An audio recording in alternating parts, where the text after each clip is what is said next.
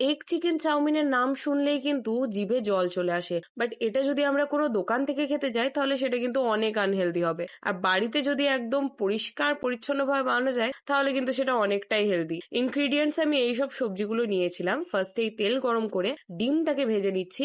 ডিমটাকে এখানে কিন্তু হালকা গরম হয়ে গেলেই ভেজে নিতে হবে, আর বেশ ভালো করে ঘুরিয়ে ঘুরিয়ে কিন্তু এটাকে ভেঙে ফেলতে হবে। তারপরে আমি নিয়ে নিলাম কিছুটা বোনলেস চিকেন, তার মধ্যে আদা রসুন বাটা, সয়া সস, লঙ্কা গুঁড়ো, আর সাথে দিয়ে দিতে হবে কিন্তু স্বাদ মতো নুন। দিয়ে ভালো করে এটা মিক্স করে নিতে হবে পুরো প্রপারলি। তারপর এটাকে করে নিতে হবে ফ্রাই। হালকা তেলে কিন্তু ফ্রাই করতে হবে, বেশি তেলে ফ্রাই করার দরকার নেই। এদিকে নুডলস গুলো সেদ্ধ করতে দিয়ে দিয়েছি। সেদ্ধ করার টাইমে দিয়ে দিয়েছি নুন। সেদ্ধ হয়ে যাওয়ার পর ঠান্ডা জলে ধুয়ে উপর থেকে তেল দিয়ে ভালো করে এটাকে মাখিয়ে নিয়েছি যাতে একে অপরের সাথে লেগে না যায়। সবজিগুলোকে কিন্তু তেলে ছেড়ে দেবো আর বেশ অনেকক্ষণ ধরে সবজিগুলোকে ভেজে নেবো।